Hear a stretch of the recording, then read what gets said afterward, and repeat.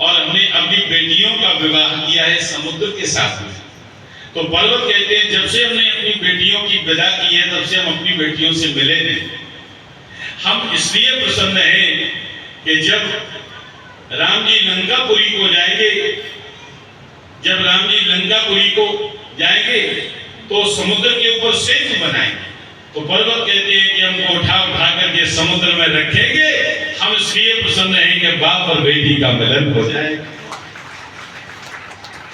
सबने अपनी प्रसन्नता का राज बताया और सुर समूह विनती कर पहुंचे निज निज धाम।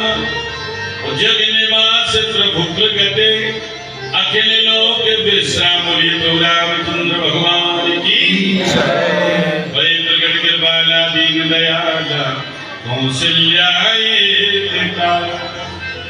कौशल्या मां के सामने चतुर्भुज हो गए।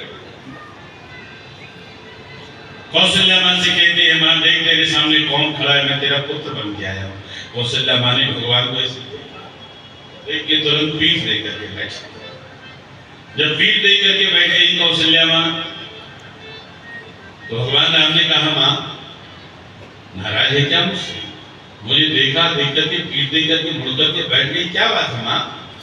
मां कहने लगी बेटा, भगवान से कहती है भगवान आप अपना वचन भूल गए हैं सरकार। क्यों? आपने हमसे कहा था कि हम तुम्हारे यहाँ पुत्र बन करके आएंगे, लेकिन आप पुत्र बन के नहीं आए, आप तो पिता बन करके आए। आपके स्वरूप में 4 भुजाएं दिख रही हैं। संसार के लोग क्या कहेंगे? कौशल्या के ऐसा पुत्र हुआ जिसके 4 हाथ हैं। महाराज जो पृथ्वी पर जन्म लेता है उसके 4 हाथ नहीं होते, 2 हाथ होते। लोग मेरी हंसी करेंगे, 4 हाथ वाला पुत्र हुआ है कौशल्या के, लोग ऐसा कहेंगे। महाराज पृथ्वी पर जन्म लेता है उसके तो 2 ही हाथ होते हैं। भगवान कहने लगी मां बस इतनी सी बात, चलो कोई बात नहीं, मैं अपने 2 हाथ कम किए देता हूँ। भगवान ने 2 हाथ कम किए कर लिए और कहने लगे मां अब तो ठीक है, मैं 2 हाथों का बन गया हूँ। कौशल्या मां कहने लगी हाँ 2 हाथों के तो बन गए हो, लेकिन हाल का जन्म लेने वाला बच्चा इतना बड़ा नहीं होता, इतने बड़े क्यों?